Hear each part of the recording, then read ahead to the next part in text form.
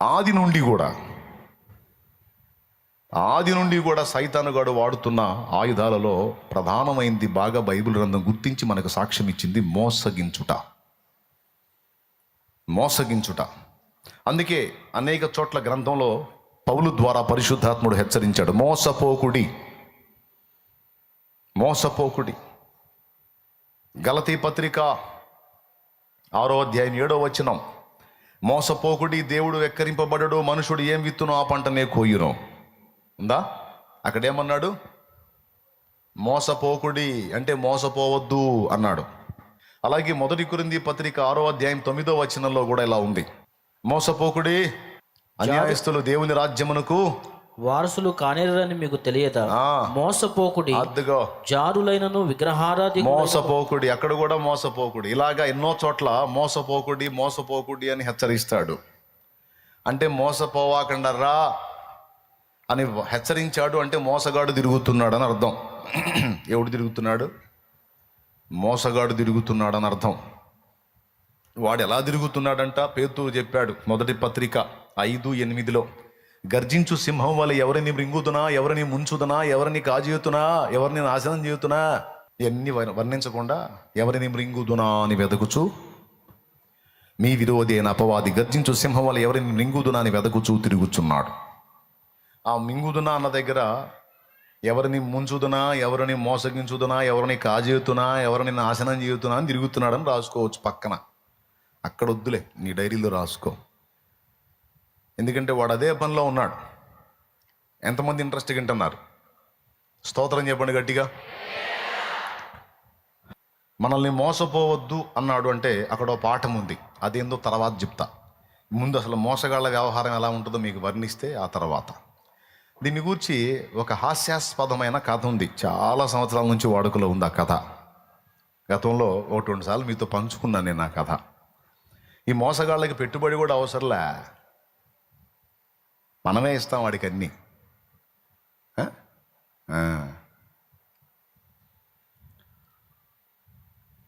మోసపోకుడి అని మాట్లాడాడంటే మోసపోయే ఛాన్స్ మనకుంది, మోసగాడు తిరుగుతున్నాడు. మోసపోకుడి అని ఎందుకు మాట్లాడాడు? అసలు దాని గురించి కొద్దిగా ఆలోచిద్దాం. ఏం ఆలోచిద్దాం? అసలు మనిషి ఎందుకు మోసపోతాడు? ఏ కారణాన్ని బట్టి వీడు మోసానికి గురవుతాడు అంటే 3 కారణాలు ఉంటాయి. ఇంకా చాలా కారణాలు ఉండొచ్చు, మనకి 3 కారణాలు చెప్పుకుందాం. మళ్ళీ అన్ని కారణాలు ఏకరువు పెడితే సరిపోదు. 3 కారణాలు. మొట్టమొదటిది, ఒక వ్యక్తి అజ్ఞానాన్ని బట్టి లేదా అమాయకత్వాన్ని బట్టి మోసపోతాడు. మోసపోకండి అని దేవుని వాక్యం చెప్పింది. అసలు మనిషి ఎందుకు మోసపోతాడు అన్న ప్రశ్న నేను వేసుకున్నా. అసలు మనిషి మోసపోవటానికి కారణాలు ఏంటి అనేది వేసుకుంటే అందులో మొట్టమొదటిది నాకు అర్థమైంది ఏంటంటే అజ్ఞానం లేక అమాయకత్వం. ఇప్పుడు మార్కెట్లోకి వెళ్తాం, మార్కెట్లో అన్ని వ్యాపారాలు మనకు తెలియదు.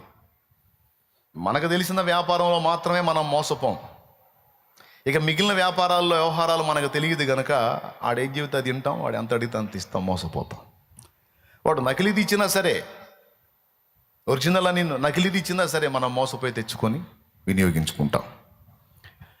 లోకంలో ఉన్న సబ్జెక్టులన్నీ మనకు తెలియాలని రూల్ ఏం లేదుగా. మనకేదో 1-2 విషయాలు తెలుసు. మన తెలివి, మన చురుకుదనం, మన జ్ఞానం అంతా అక్కడే పనిచేసేది, ఇక మిగిలిన సబ్జెక్టుల్లో పనిచేయదు. ఉదాహరణకి బట్టల షాపులో వ్యాపారం చేసేవాడికి బట్టల వ్యవహారంలో లాలూచీలు తెలుసు. ఏది నాణ్యమైందో, ఏది తేడానో, ఏది బట్ట చూడగానే హడావుడిగా కనపడి 3 రోజుల్లో మొత్తం దూది లేచిద్దో. నకిలీ వాటికి ఎక్కువ చమకాయింపు ఉంటుంది. చూసినోడు ముందు ఫ్లాట్ అయిపోతాడు, ఎందుకంటే ముందే నకిలీది కాబట్టి వాడు దాన్ని డిజైనింగ్ అలా చేస్తాడన్నమాట, చూసినోడు బోల్తా పట్టడానికి. బట్టల అనుభవం కలిగిన వాడికి, వస్త్రాల కూర్చిన అనుభవం కలిగిన వాడు అందులో మోసపోడు, కానీ దాని గురించి అవగాహన లేనివాడు మోసపోతాడు. అట్లాగే రకరకాల విషయాల్లో మనం వాడకాలు చేస్తూ ఉంటాం. అన్ని సబ్జెక్టులు మనకు అవగాహన ఉండాలనేవి లేదుగా. ఉన్న దానిలో మనం చురుగ్గా ఉంటాం, లేని దానిలో మోసపోతాం. ఎందుకు మోసపోతున్నాం? ఫస్ట్ పాయింట్ మీరు చెప్పండి. అజ్ఞానం అంటే దాన్ని గూర్చిన జ్ఞానం లేకపోవుట లేదా అమాయకత్వం. ఈ అజ్ఞానంలో, అమాయకత్వంలో తెలివి తక్కువ వాళ్ళే కాదు, తెలివైన వాళ్ళు కూడా పడతారు. ఇప్పుడు ఆ సబ్జెక్టును కూర్చిన అవగాహన మనకు లేకపోతే, ఆ సబ్జెక్టులో మనం జ్ఞానశూన్యులం అయితే మనం అమాయకులమేగా. ఎంత తెలివైన వాళ్ళమైనా, ఎంత చురుకైన వాళ్ళమైనా. ఏమంటావు? సింపుల్గా చెప్తా బ్రదరు, స్థలాల విషయం మనకు తెలియదు, మనకు అవగాహన లేదు. మనం మంచి సబ్జెక్టు, చురుకుదనం, మెళకువ, నేర్పరితనం, పైసలు సంపాదించుట అన్నీ ఉన్నాయి మన దగ్గర. కానీ ప్లాట్లు ఎవరో మనకు తెలియదు. ఒక దగ్గర మంచి ప్లాట్ చూసాం, వాడు ధర కొంచెం తక్కువ చెప్పాడు, ఎగురుకుంటా పోయి కొనేసాం, రిజిస్ట్రేషన్ అయిపోయింది. అయిపోయిన తర్వాత మనం ఏదో రాళ్ళు బాతి గట్టుకుందాం ట్రై చేసాం. మనం ఎప్పుడైతే రాయి బాతామో ఇంకొకడు వచ్చి నిలబడ్డాడు. వాడితో మన వాదన వేసుకుంటే ఇంకొకడు వచ్చి నిలబడ్డాడు. వాడు అన్నాడు వచ్చి, ఫస్ట్ మనం రాళ్ళు బాతుంటే ఒకడు వచ్చి అన్నాడు, ఎవడి దానిలో ఎవడు బాతాడరా రాయి అన్నాడు. ఎవడి దానిలో ఎవడు బాతేది సార్, నేను కొనుక్కున్నాను, ఇది నాది అన్నాడు. మరి నాదేది? నాదేది? నీదేంది? ఇది నేను కొనుక్కున్నది, నువ్వు కొనుక్కున్నదా? ఇట్రా, ఇది కాగితాలు చూడు. అదేంది నీకెట్టయింది? మరి నీకెట్టయిందో నాకు అట్టయింది. బల్లే పని, నువ్వు ఏ తిప్పలన్నా పడు, నేను రాయేయాల్సిందండి. ఏంది నువ్వు వేసేది మామూలుగా ఉంటుందని వీళ్ళిద్దరూ ఫైట్ చేసుకున్నట్టు ఇంకొకటి దిగాడు బండి. ఊళ్ళో మ్యారేజ్కి డాగులు హడావుడ్స్ అని, ఎవడురా మీరు, ఎవడు దానిలో ఎవడేస్తారని వాడు దిగాడు. వీడెవడురా అంటే వీడు ముందు కొన్నాడు, వీళ్ళిద్దరి కాడికి ముందు కొన్నాడు అంటే వాడు ముగ్గురికి అమ్మాడు. వాడు దేన్ని వ్యవహరించి దేన్ని మాఫీ చేసాడు, అమ్ముంటాడు. ఒక్కసారి ఆలోచించండి మీరు. అంటే వీళ్ళు ఎంత సంపాదించగలిగే వాళ్ళైనా, ఎంత తెలియగల వాళ్ళైనా, ఎంత చదవర్లైనా సంబంధిత అంశంలో వాడికి జ్ఞానం లేకపోతే వాడు అమాయకుడే.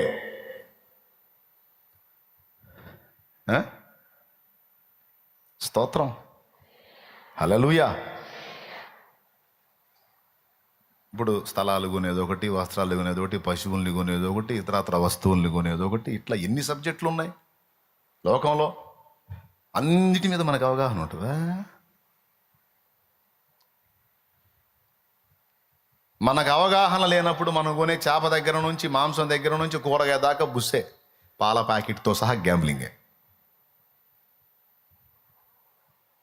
ఎంతమంది ఒప్పుకుంటారు ఈ విషయం? కరెక్టేననే, మరి ఏం చేద్దాం అనే, మరి ఇప్పుడు జరుగుతుంది అది. ఎవరు బతుకు తెరువు వాళ్ళది పోనీలే అన్నయ్య, ఏం చేద్దాం అని. రైట్. సో మోసపోకండి అని దేవుడు చెప్పాడంటే, మోసపోవడానికి కారణాల్లో ప్రధానమైంది అజ్ఞానం, అమాయకత్వం. ఒక రాజు దగ్గరికి 4 నేత పని వాళ్ళు వచ్చారట. నేత పని వాళ్ళు కాదు, వాళ్ళ బొందగా దొంగలు, మోసగాళ్ళు రాజు దగ్గరికి వచ్చారు.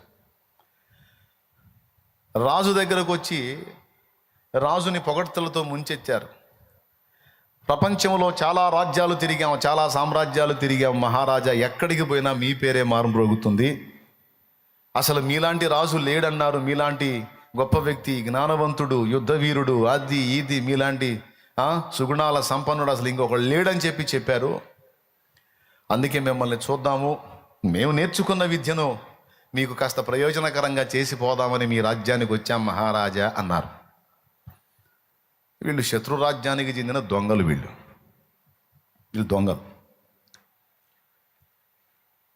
ఒక పొగడ్త మనిషిని ఆటోమేటిక్గా బెండ్ చేస్తుంది. ఎంత కాదు లేదన్నా ఊరికే పొగుడుతూ ఉంటే మనకేదో తెలియని ఆనందం, మైమరుపు. చాలా వరకు జెంట్స్, లేడీస్ బుక్ అయ్యేది కూడా అక్కడే. వాడు మొదలు పెట్టేటప్పుడు ఫస్ట్ అసలు ఒక మనిషిని ఫ్లాట్ చేయటాన్ని మొదలు పెట్టేటప్పుడు అవి పాదాల హంస హంస హంస అడుగులు అంటాడు, అవి కళ్ళ కలువ పువ్వులు అంటాడు, అసలు అవి చెక్కిళ్ళ అమ్మో అంటాడు. ఏమండి అవి పెదవుల దొండపళ్ళు అంటాడు, ఏదో అంటాడు. ఇక వీడు అంగాంగ వర్ణం చేస్తూ ఉంటే, తడవకు ఒక వర్ణం చేసి వీడు సమాచారం పంపిస్తూ ఉంటే, నేను పొగడ్తలకు పడను అని ఏమో పెట్టి అంతటితో ఆగిద్దా, మళ్ళీ ఆడేమో పొగిడి పంపిస్తాడేమో చూసిద్ది. ఇప్పుడు ఈ మాట పంపించే చూడు, నాకు అసలు పొగడ్తలకు పడనని ఇక్కడే నాకు నచ్చావు నువ్వు అంటాడు. మళ్ళీ అదే వేస్తాడు, అక్కడ బిస్కెట్ వేసి పంపిస్తాడు. మళ్ళీ అసలు పొగడతలకు పడని నైజం ఉంది చూడు. అసలు ఆ చురుకుతనం అసలు ఎలా ఎలా అంత షార్ప్ మైండ్. అసలు అమ్మో నువ్వు ఎంత చురుకంటే, అసలు నాకు అన్నిటికంటే మీలో నచ్చేది ఆ చురుకేనండి. అమ్మో ఊరకల ఆవులు ఇస్తే లెక్కేస్తారండి మీరు. ఆడ బుక్ అయి కూర్చుంది అమ్మ.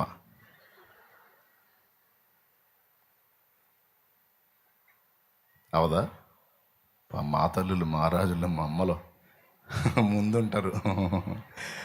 ఏం చేద్దాం, ఎవరు మోసం చేసినా ఆడతల్లుల్ని. దేవునికి స్తోత్రం.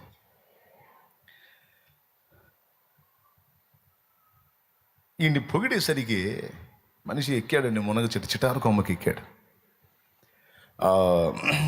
ఎన్ని రాజ్యాలు తిరిగారండి? కొన్ని రాజ్యాల పేర్లు చెప్పారు. ఆ రాజ్యాల్లో మమ్మను గూర్చి మాట్లాడుకుంటున్నారా? మామూలుగానా మహారాజా? మహాద్భుతంగా మాట్లాడుకుంటున్నారు. వేనోళ్ళ మీ పేరే మారుమరుగుతుంది మహారాజా. అందుకే మేం నేర్చుకున్న విద్యని అంతంత మాత్రపోళ్ళ కాకుండా మీలాంటి లోకోత్తములకు, సర్వోత్తములకే చేయాలనే ఆలోచనతో ఇంత రిస్క్ చేసి ఇంత దూరం ప్రయాసపడి మీకోసం వచ్చా మహారాజా అన్న. బాగుంది. ఇంతకు మీరు నేర్చిన విద్య ఏంటి? నాకు మాత్రమే మీరు ఎందుకు అలా అనుకుంటున్నారంటే, లేదు ప్రపంచంలో తిరిగాము, యోగ్యుడెవడని మీరే కనపడ్డారు. ఇంతకు నేర్చిన విద్య ఏంటంటే, మాకు నేత పని తెలుసు మహారాజా. ఆ నేత పని మామూలు నేత కాదు. మామూలు మనుషులు ధరించే వస్త్రాలు అందరూ నేస్తారు, అది కాదు. మేము దేవతా వస్త్రాలు నేస్తామన్నారు. ఏ వస్త్రాలు? దేవతా వస్త్రాలు. ఆ దేవతా వస్త్రాలు నేసి యోగ్యులైనటువంటి మీకు ధరింపజేసి మిమ్మల్ని ఊరేగించి కృతజ్ఞతగా తమరేమన్నా మాకు సన్మానాలు అందిస్తే, సత్కారాలు అందిస్తే అవి తీసుకొని మీరు ఇచ్చినా ఇవ్వకపోయినా మేమైతే మీలాంటి మహానుభావుడికి చేయాలనుకున్నాం, చేసే తీర్చాం. తర్వాత ఆ కృతజ్ఞతగా మీరు ఏదన్నా చేస్తే చేయండి, లేకపోతే లేదు. మాకు అది కాదు. మా విద్య అనేది మీలాంటి యోగ్యుల దగ్గర మరి చూపించాలని మేమైతే తీర్మానం చేసుకున్నాం. మాకు మీరేం చేయొద్దు. ఉండటానికి బస, తినటానికి అంత ఆహారం. ఒక్క నెల రోజులకు, నెల నుంచి 4 నెలల వరకు మేము ఉండేదానికి ఏర్పాట్లు, కాస్త తినేదానికి ఆహారం, కట్టేదానికి వస్త్రం, మాకేది తక్కువ కాకుండా చూసుకోండి. ఒక మగ్గాన్ని ఇవ్వండి మాకు. ఏంటిది? మగ్గాన్ని ఇవ్వండి. దానికి ఉపయోగించేటువంటి దారాలు అవి గట్రా మేము చూసుకుంటాం. అవి మామూలు దారాలు అయితే మామూలు వస్త్రాలు వస్తాయి మహారాజా. మేము ఏర్పరచుకున్నటువంటి ప్రత్యేకమైనవి ఉన్నాయి, అవి మేము పెట్టి మీకు వస్త్రాలను నేసి చక్కగా మీకు రెడీ చేసి ధరింపజేసి వెళ్తాం. చప్పట్లు కొట్టాడు. ఎవరెక్కడ అన్నాడు. అందరూ వచ్చారు. వీళ్ళు చెప్పినాయి ఒక్క రోజులోనే ఏర్పాటు చేసేసేయండి అన్నారు. అన్నీ తెచ్చేశారు, రెడీ చేశారు, ఇచ్చారు. వాళ్ళకి ఇక అన్ని తిండి మొత్తం 4 నెలలు ఎంజాయ్.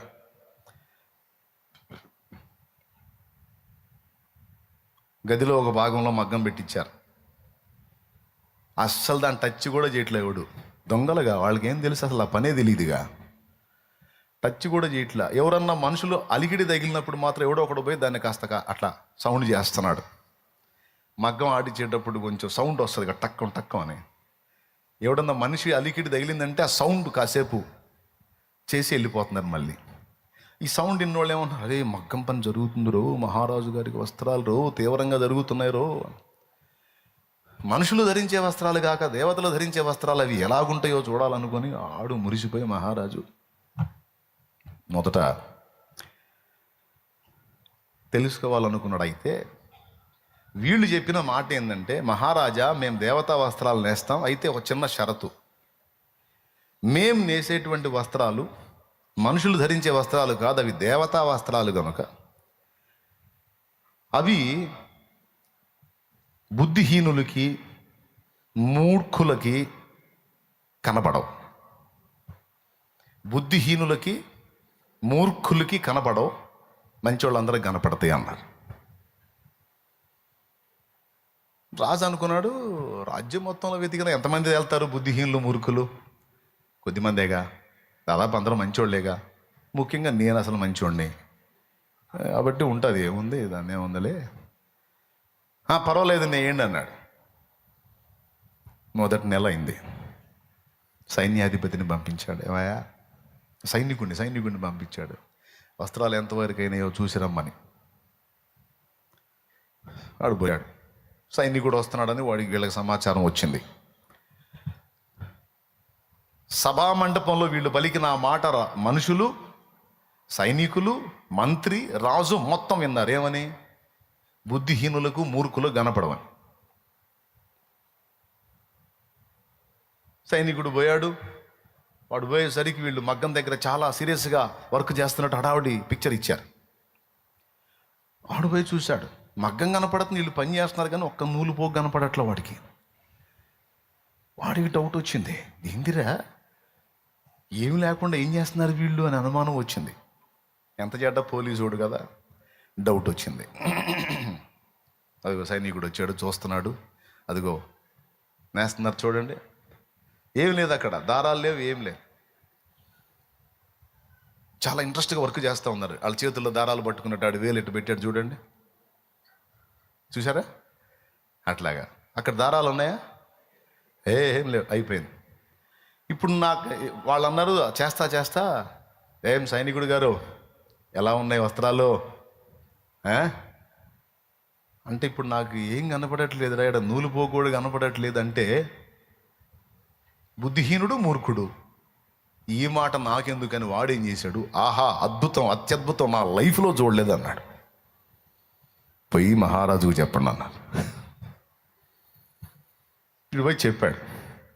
మహారాజా, ఆహాహాహా, ఓహోహోహో, అద్భుతం, అసలు ఎంత పలచగా ఉన్నాయంటే కంటికే కనపడట్లేదు మహారాజా, అంత అద్భుతంగా ఉన్నాయి.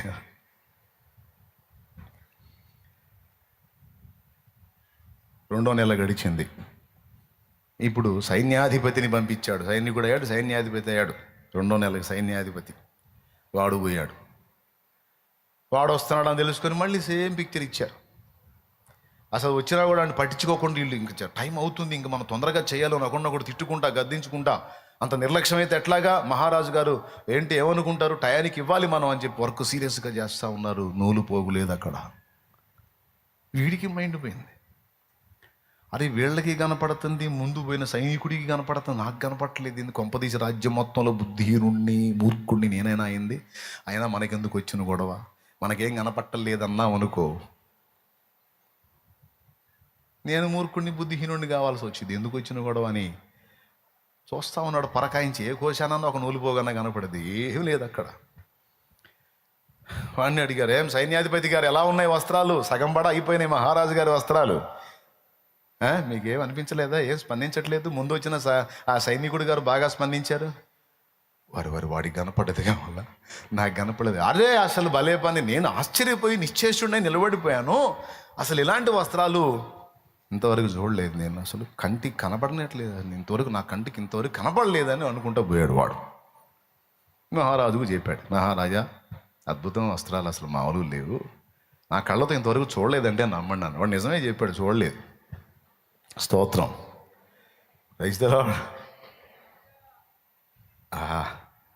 ఎంతవరకు అయినాయి అంటే సగం అయిపోయినాయి మహారాజా, కళ్ళారా చూశాను నేను, సగం అయిపోయినాయి, ఒట్టిదే చూడలా. సంతోషం. మూడో నెలలో మంత్రిని పంపించాడు. మంత్రి వచ్చి చూశాడు, వాళ్ళు సీరియస్గా వర్క్ చేస్తున్నారు. మంత్రికి కూడా ఏం కనపట్టలేదు, ఏమైనా ఉంటే కదా కనపడటానికి, ఏం లేదు. వాడు ఆశ్చర్యపోయి, ఏందిరా వీళ్ళు ఎంత సీరియస్గా చేస్తున్నారు, ఏం కనపడట్లేదు, ఏం మంత్రివర్య ఏం మాట్లాడట్లేదు, ఎలా ఉన్నాయి రాజుగారి వస్త్రాలు? 3 భాగాలు అయిపోయినాయి, కనపడట్లేదా అన్నారు. కనబడకపోవటం ఏమిటి, అదేది మీరు మౌనంగా ఉంటేను ముందు వచ్చిన సైనికుడికి తర్వాత సైన్యాధిపతికి బాగా కనిపించే, చక్కగా మాట్లాడారు, వాటి గురించి వర్ణించి చెప్పారు, మరి మీరేం మాట్లాడలేదు అంటే ఏం మాట్లాడేది? అసలు ఇలాంటి వస్త్రాలు ధరించే భాగ్యం మా మహారాజుకు రావటం అదృష్టం అని నా కళ్ళల్లో ఆనంద బాష్పాలు వస్తున్నాయి. తట్టుకోలేక నేను పరవశుని అయిపోయాను. అంటే అరే హృదయంగా మారిపోయారు మీరు, మరి చెప్పండి పోయి మహారాజుకు చెప్పండి అంటే అడిపోయి చెప్పాడు, మహారాజా అవి అందరూ ధరించేవి కాదు మహారాజా, మీరు మాత్రమే ధరించాలి అవి. అమ్మో వస్త్రాలా వాటి ముందు ఏవి పనికిరావు మహారాజా అంటే ఇంకా ఉబలాటం పెరిగిపోయింది. మహారాజు మంత్రి వచ్చాడు చూడండి, గడ్డం పెంచుకొని, ఇందాక సైన్యాధిపతి వచ్చాడు చూశారు కదా, ఇప్పుడు మంత్రి వచ్చాడు. స్తోత్రం.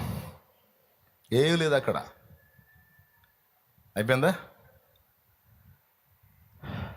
4వ నెలలో రాజు వచ్చాడు.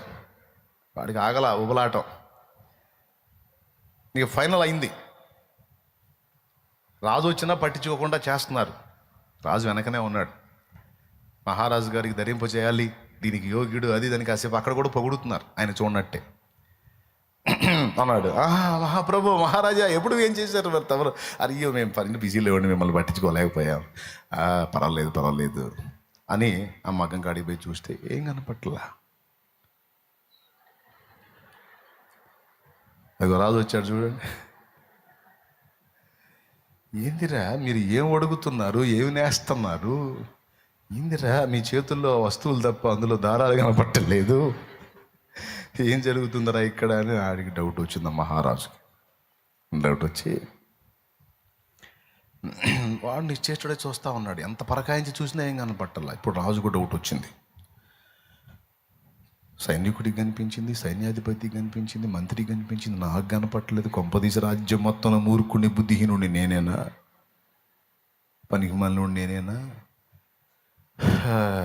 సరే నాకు కనపడకపోతే కనపడిపోయింది, నేసే వాళ్ళకి కనపడుతుంది, చూసిపోయిన వాళ్ళకి కనపడింది, జనానికి కనపడింది. ఇప్పుడు బుద్ధిహీనుడిని మూర్ఖుడిని పనికి మళ్ళీ నేనే కదా, పర్వాలేదులే అని అలాగే పరకాయించి చూస్తా ఉంటే వాళ్ళు అడిగారు, మహారాజా ఏంటి అలా మౌనం అయిపోయారు, నచ్చలేదా?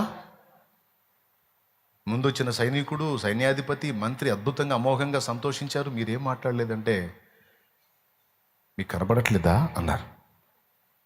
వీడు తేరుకొని కనపడకపోవటం ఏమిటి, నా జీవితంలో చూడలే ఇలాంటి వస్త్రాలు నేను, ఇవి ధరించడానికి నేను యోగ్యునంటే నాకేం అర్థం కావట్లా. మీరు యోగ్యులు కాబట్టి మీకోసం సిద్ధం చేస్తున్నా మహారాజా. అవునవును చేయండి, బాగా చేయండి, త్వరగా కానివ్వండి మరి అంటే వాడి ఫీలింగ్ ఏంటంటే వాళ్ళకి కనపడుతుంది, నాకు కనపడలేదు, వాళ్ళకైతే కనపడుతుంది కదా, ప్రాబ్లం లేదు అనుకున్నాడు. వాటిని ధరించాలని మాకు బాగా కుతూహలంగా ఉంది, త్వరగా కానీ అన్నాడు. మీకు కనపడుతున్నాయంటే అద్భుతంగా కనపడుతుంది, లేకపోతే నేనెందుకు బుద్ధిహీనుడుగా వీడి ఫీలింగ్. అయిపోయింది. కబురు పెట్టారు. సభలో ఉన్నప్పుడు రాజుగారికి కబురు పెట్టారు, మహారాజా వస్త్రాలు రెడీ అయిపోయినాయి, బంగారు పళ్ళెం పంపించండి. అందులో వస్త్రాలు పెట్టి తీసుకొచ్చి తమరికి తొడిగించి ఏనుగు మీద ఎక్కించి ఊరేగించి ఆ తర్వాత మేము తమరు ఏదన్నా దయ చూపితే దాన్ని తీసుకొని మా ప్రాంతాలకు మేము వెళ్తాం మహారాజా. సంతోషమని ప్లేట్ పంపించారు. ప్లేట్లో వస్త్రాలు వేసుకొని వాళ్ళు వస్తున్నారు. సభా మంటపంలోకి ఆ ప్లేట్ తీసుకొచ్చేటప్పుడు ఒక్కడికి వస్త్రం కనపట్టల్లా, అది ఖాళీ ప్లేట్, ఎవడికి కనపడట్లా. మంత్రికి కనపడట్లా, రాజుకి కనపడట్లా. కానీ ఎవడికి కనపడట్లేదని ఎవడు ఏం మాట్లాడట్లా. ఎవ్వరు నాకేం కనపడట్లేదన్న వాళ్ళు ఏమవుతారు? మూర్ఖులు, బుద్ధిహీనులు. ఈ సంగతి ప్రజలందరికీ వెల్లడైపోయింది. అందుకని ఖాళీ ప్లేట్ వెళ్తా ఉంటే ఎవడికోడి ఖాళీ ప్లేటే కనపడుతుంది. ఎవడికోడు అనుకుంటున్నాడు ఈ రాజ్యం మొత్తంలో నేనే బుద్ధిహీనుడిని. అందరికీ అదే ప్రశ్న. ఈ రాజ్యంలో ఉన్న వాళ్ళందరూ నేనే మూర్ఖుండేమో, నేనే బుద్ధిహీనుండేమో ఎవడికోడు మిన్నకుండిపోయారు. ఎవడు మాట్లాడు. మహారాజా సభాస్థారులారు ఎలా ఉన్నాయి వస్త్రాలు? అందరూ మహారాజా వాటిని ధరించడానికి మీరే యోగ్యులు అందరూ జయధ్వానాలు పలుకుతుంటే అందరూ కలిసి భజన చేస్తుంటే రాజుకు మైండ్ పోయింది. ఇంతమందికి కనపడింది, నాకు కనపడట్లేదు. అమ్మో నేను ఇక ఒరిజినల్ రా బాబు, మూర్ఖుడిని బుద్ధిహీనుడిని, ఇంకా డౌట్ లేదురా నాయన, ఇంతమందికి కనపడింది నాకు కనపడట్లేదు అని వాడు తెగ ఫీల్ అయిపోతా ఉన్నాడు. సరే చేసేదే ఉందిలే. మహారాజా తమరు గదిలోకి వస్తే మరి ఆ వస్త్రాలు తీసేసి ఈ వస్త్రాలు ధరింపజేసి తమరిని ఏనుగెక్కింపజేసి ఊరేగింపజేసి తమరిని అది అన్నారు. దాన్ని ఏముందని పాపం బయలుదేరాడు. పాపం వాడు ఒంటి మీద ఉన్న బట్టలన్నీ తీసేశారు. వాడిని నిష్ఠ దిగంబర్ని చేశారు. వీళ్ళు ఆ వస్త్రాలు అన్నాడు కదా, తీరా ఆ పంచవస్త్రం తీరా పంచగడదామని అన్నారు. ఏం లేదు, నిజంగా క్లాత్ తీసుకున్నట్టే తీసుకుని దాన్ని ఏమైనా మడతలు వేసి కుచ్చిళ్ళు పోసి అన్ని రకాలుగా తిప్పలు పడతా చేస్తూ ఉన్నారు. వీడికి ఏం లేదు. దేవునికి స్తోత్రం. చిన్నగా చిన్నగా మహారాజు గారికి నొప్పి వస్తుందిరా, చిన్నగా చిన్నగా. ఏముందిరా నొప్పి రావటానికి? ఏమన్నా ఉంటే కదంట మీరు కుచ్చిళ్ళు పోస్తున్నారు, ఏం కనపట్లేదు ఇక్కడ. అరే అని ఏం చెప్పాలో అర్థం కాక పాపం సైలెంట్గా అలా ఉండిపోయాడు. పాప అన్నీ ధరింపజేశారు అంటే విషయం అంటే ఏమీ లేదు, అన్ని తొడిగినట్టు బిల్డప్ ఇచ్చారు అంతే. ఎలా ఉంది మహారాజా, పంచ ఎలా ఉంది అంటే, వస్త్రాలు ఎలా ఉన్నాయి మహారాజా? ఏముందిరా, నాకు నేను చూసుకుంటే నా మీద నూలు పోయలేదురా, రే ఉన్నాయన్నీ ఊడదీశారు, ఏం కనపట్టలేదురా. మహారాజా ఇప్పుడు మీరు ఎలా ఉన్నారో తెలుసా? వేరే ప్రపంచంలో ఉన్న దేవత వలె ఉన్నారు మహారాజా మీరు ఇప్పుడు. అందుకే మీరు యోగ్యులని చెప్పింది. ఇక మనం సభలోకి వెళదాం అన్నా. ఇక సభలోకి వెళ్ళాడు పాపం. ఏం లేదు, అందరికీ నమస్కారం చేశాడు. ఏ టైపులో చేశాడో ఊహించండి మీరు. ఆ జనాలు మొత్తానికి ఎవడికి ఏం కనపట్ల. నిష్ట దిగంబరత్వం కనపడదు, ఏం లేదు. ఇక ఏదేం తోటలో ఆదాము ఉన్నట్టున్నాడు, ఇక అంత మించి ఏం లేదు. పాపం పోయి ఇప్పుడు ఏనుగు ఎక్కాలి కదా, ఏనుగుని ఎక్కించబోయేటప్పుడు అడిగారు, మహారాజా మరి 4 నెలలుగా ఇక్కడే ఉన్నాం, మా భార్య పిల్లలు కుటుంబం చాలా ఇబ్బందులుగా ఉంటారు, మరి ఊరేగింపు అంటే తమరు చేసుకుంటారు, కొంచెం మాకు ఏదన్నా అంటే. వీళ్ళందరికీ తలా ఒక బంగారు పళ్ళెం నిండా బంగారు కాసులు పోసి వాళ్ళకి అడిగినవన్నీ ఇచ్చి వాళ్ళని సాగనంపండి అన్నాడు. సొమ్ము సమృద్ధిగా తీసుకున్నారు, సంచులు నింపుకున్నారు, జంపు వెళ్ళిపోయారు. ఇప్పుడు రాజుగారు ఏనుగెక్కాడు, ఒంటి మీద నూలు పోగులేదు, ఊరేగుతున్నాడు బజార్లమ్మటి. రాజ్యంలో పౌరులందరూ చూస్తున్నారు, ఎవడు నోరు తెరవట్లేదు. ఎవడు నోరు తెరిచి ఏమీ లేదంటే వాడు బుద్ధిహీనుడు, మూర్ఖుడు. కాబట్టి అందరూ ఆహాహా ఓహోహో మహారాజా అద్భుతం అద్భుతం అద్భుతం అద్భుతం. ఒక వీధిలోకి వెళ్ళేటప్పటికి మీలాంటి ఒక చిన్న బాబుకు ఒక డౌట్ వచ్చింది. వాడు వాళ్ళ అమ్మతో అన్నాడు, అమ్మా ఏందే అందరూ ఇంత మెచ్చుకుంటున్నారు వస్త్రాలని, అసలు రాజుగారు ఒంటి మీద ఏం లేదు కదమ్మే అన్నాడు. వాళ్ళమ్మ ఒక డౌట్ వచ్చారా, నీకేం కనపడలేదా? అప్పటిదాకా వాళ్ళమ్మ అనుకుంటుంది నేను మూర్ఖురాలని రాజ్యం మొత్తంలో అని. ఇప్పుడు వాడికి ఏం కనపడట్లేదు అనేసరికి నాకు పుట్టాడు కదా, వీడు కూడా మూర్ఖుడై ఉంటాడు. నిజం చెప్పారు, ఏం కనపడలేదు. లేదు మామని ఏం కనపడదమ్మా అని. సరే ఏమో ఉండబట్టలేక కాసేపు ఆగి పక్కన ఇంకొక మనిషిని అడిగింది, వదిన మనలో మన మాట, నువ్వు చెప్పింది నేను ఎవరికి చెప్పను, నేను చెప్పింది నువ్వు ఎవరికి చెప్పొద్దు, మన ఇద్దరిలోనే ఉంచుకుందాం.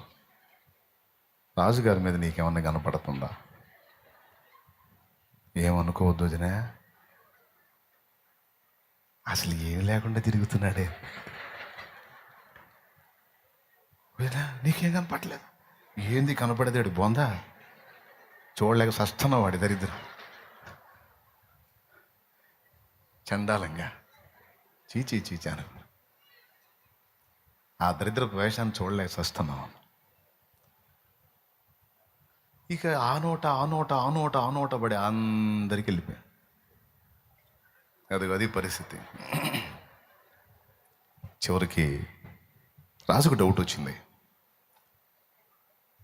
ఏందిరా జనం నన్ను చూసి ఆనందపడకపోగా ఏదో చెవులు కొనుక్కుంటున్నారు ఏంటి అని అడిగితే, చిన్నగా పోయి ఎంక్వైరీ చేసి వచ్చి తమరేం అనుకోనంటే, మమ్మల్ని క్షమిస్తానంటే, శిక్ష విధించనంటే, ఒక మాట చెబుతానంటే పొర్రపాటును కూడా చేయని చెప్పండి బాబు అన్నాడు.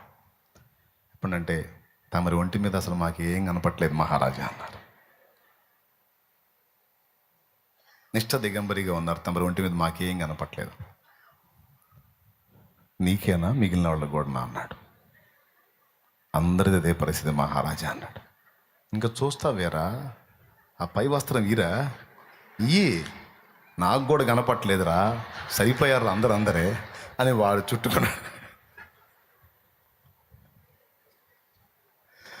చుట్టుకొని పాపం ఇంటికి పరిగెత్తాడు. పరిగెత్తినాక అర్థమైంది వచ్చిన వాళ్ళు శత్రురాజు అనుచరులని. వాడిని నడి వీధులలో అవమానపరచడానికి చేసిన కుట్ర అని. వాడు రెండు మాటలు మాట్లాడి ఆ 2 మాటల్లో ఎంత మోసం చేశాడో ఒక్కసారి మీరు ఊహించండి. ఈ మాటలు నేను మీకు ఎందుకు చెప్తున్నానంటే, కాసేపు ఏదో సరదాగా నవ్వుకుంటారని ఒక హాస్యపు కథ చెప్పి పండించాలని నేను చెప్పలా, అవసరం నాకు లేదు. ఎందుకంటే కథలు చెప్పి ఏదో మిమ్మల్ని మత్తెక్కించి నవ్వించి కవ్వించి టైంపాస్ చేసి ఆ విధంగా నేను సేవ చేయాలనుకోలేదు. ఫస్ట్ నుంచి నేను అలా చేయలేదు. పగలబడి నవ్వినోళ్ళు కొంతమంది ఉన్నారు మీలో. మోసపోయిన రాజును చూసి నవ్వుతున్న మీరు మోసపోలేదా? చాలా విషయాలలో సంవత్సరాలుగా శత్రువు చేతిలో మోసపోతానే ఉన్నారు. వాడి చేతిలో మోసగింపబడకపోతే వాక్యం అబద్ధమవుతుంది. సర్వలోకమును మోసపుచ్చుచు అపవాది అనియు సాతాననియు పేరు కలిగిన ఆది సర్పమైన ఆ ఘట సర్పము పడద్రోయబడి ఉన్నది. ఒక్కసారి మీరు ఆలోచించండి. ఎవరెవరు ఏ విషయాల్లో మోసపోయారో ఒక్కసారి పరిశీలన చేసుకోండి. ఎందుకంటే వాడి పనే అది. ఎందుకు మోసపోతున్నామంటే 2 కారణాలను బట్టి మోసపోతున్నాం. 1 అజ్ఞానం లేదా అమాయకత్వం. 2 ఒకటే భావం వచ్చే విధంగా. అజ్ఞానం అంటే సంబంధిత విషయంలో జ్ఞానం లేకపోవుట. బైబిల్లో ఇంకో మాట చెప్పబడి ఉంది, జ్ఞానం లేనివాడు ప్రతి మాట నమ్మునని. జ్ఞానం లేనివాడు ప్రతి మాట నమ్మును. జ్ఞానం కలిగిన వాడు అన్నిటినీ గుడ్డిగా నమ్మడు. ఈరోజు మనం గ్రహించాల్సినటువంటి విషయాల్లో మొట్టమొదటిది, మోసపోవడానికి మనిషి కారణం ఏంటి అంటే ప్రధానమైంది అజ్ఞానం, అమాయకత్వం. ఈ ఒకటేనా? మోసపోవడానికి మరో కారణం ఉంది. అదేమిటంటే నిర్లక్ష్యం. 2వది నిర్లక్ష్యం. ఏ విషయాన్ని కూర్చైనా సరే నువ్వు అడుగు వేయబోయేటప్పుడు, ఒక నిర్ణయం చేయబోయేటప్పుడు, ఒక తప్పటడుగు కానీ మంచి అడుగు కానీ వెయ్యబోయేటప్పుడు పరిశీలించకపోవటం, కొంచెం చురుకుగా వ్యవహరించటం, కొంచెం శ్రద్ధ వహించి ఆ విషయంలో జాగ్రత్త పడటం అనేది చెయ్యక నిర్లక్ష్యంగా ఉంటే ఖచ్చితంగా మోసపోతాం. భార్య చెప్పేది భర్తకి, ప్లాట్ తీసుకోబోతున్నారు, కరెక్ట్గా ఉన్నాయా లేదా, అతను ఏదన్నా ఇంకొకళ్ళకి అమ్మాడా, దాని పూర్వాపరాలు జాగ్రత్తగా పరిశీలించి మీరు ప్లాట్ తీసుకోండి అని భార్య భర్తకి సోదాపు, నీకు సోదోళ్ళ కనపడుతున్నానా, పిచ్చోళ్ళ కనపడుతున్నానా, లెక్చర్లు ఇవ్వాలి, మాకు తెలుసులేపా, ఆడదానిలాగా ఉండని వీడు ఆపోజిట్ కౌంటర్ వేసిపోతాడు. మా నాన్నగారు చేసింది అదే వ్యాపారం కాబట్టి కాస్త కూస్తో నాకు తెలుసు కనుక జాగ్రత్త అని చెప్పా. దానికి మీరేదో అహానికి పోతారే. సరే, మీరంతా చురుగ్గా ఉండి చక్కగా మీరు కొని ఇది చేయగలిగితే నాకు వచ్చిన బాధ ఏంది? సమస్య రాకుండా, రేపు సమస్య వస్తే మీరే ఇబ్బంది పడతారు, నాకు సమస్య కాబట్టి నేను చెప్పా జాగ్రత్త అని. నాకు తెలుసులే, మీ నాన్న పనుడైతే నీకు ఆ కాస్త కూస్త జ్ఞానం ఉంటే మాకు డబ్బులు ఉందలేని పోతాడు. నిర్లక్ష్యం. తీరా ఫైనల్కి వచ్చేటప్పటికి గుడ్డేసుకొని కూర్చుంటాడు నెత్తి మీద. ఏందండి ఏంది అలాగున్నారంటే, నువ్వు అన్నదే నిజమైంది, వాడు మోసం చేశాడు నన్ను అంటాడు. నేను లోపల అనుకుంటుంది, అరే సిగ్గులేనోడా, ముందే చెప్పాగా, నేను ఎచ్చులుగా నాకు తెలుసు అన్నావు, చూసుకోమని మధ్యలో కూడా హెచ్చరించాగా, ఒక్కసారి చెక్ చేయమని చెప్పాగా, నలుగురిని అడగమని చెప్పాగా, ఏం పోయింది? నిర్లక్ష్యం. నేను తెలివిగల్లోని, నాకు అన్నీ తెలుసు. నిర్లక్ష్యం. మోసపోవడానికి 2వ కారణం నిర్లక్ష్యం. మొదటిది అజ్ఞానం, 2వది నిర్లక్ష్యం. తప్పులు మన యేసుమా, అందుకే మోసపోకుడి అన్నాడు. అయ్యా వాడు మోసగాడు, వాడు మోసం చేసేవాడైతే వాడి మోసాన్ని మేము ఎట్ట తప్పించుకుంటామంటే, అసలు మోసపోయే పరిస్థితి ఒక మనిషికి ఎందుకు వచ్చిందో కొంచెం ఆలోచించండి రా, అర్థమైపోయిందని చెప్పాడు. ఈరోజు మనల్ని కూడా నడి బజార్లో ఊరేగించడానికి, అవమానాలు పాలు చేసి అవహేళన చేయడానికి సాతాను నడుంగట్టాడు. ఇందులో సేవకులు విశ్వాసులు అన్న భేదం లేదు, వీళ్ళు వాళ్ళన్న భేదం లేదు. కథలో రాజుని పరువు తీసినటువంటి దుర్మార్గులైన 9 మోసగాళ్లలాగా ఈరోజు సైతానుగాడు మనల్ని అన్ని విధాలా డ్యామేజ్ చేయడానికి, దేవుని బిడ్డలమైన మనల్ని నలుగురిలో నగుబాట్లు చేయడానికి, నవ్వుల పాలు చేయడానికి కుట్రబన్ని తిరుగుతున్నాడు వాడు. అజ్ఞానంతో ఉన్నా, అమాయకత్వంతో ఉన్నా, నిర్లక్ష్యంగా ఉన్నా దెబ్బతింటాం ఖాయం. అది సేవకుడైనా, విశ్వాసైనా, పరిచారకుడు ఎవరైనా సరే పడగెత్తిన పాములాగా కాటు వేయడానికి ఎనీ టైం వెంటాడుతా ఉన్నాడు వాడు. తస్మాత్ జాగ్రత్త అనేది పరిశుద్ధాత్మ స్వరం.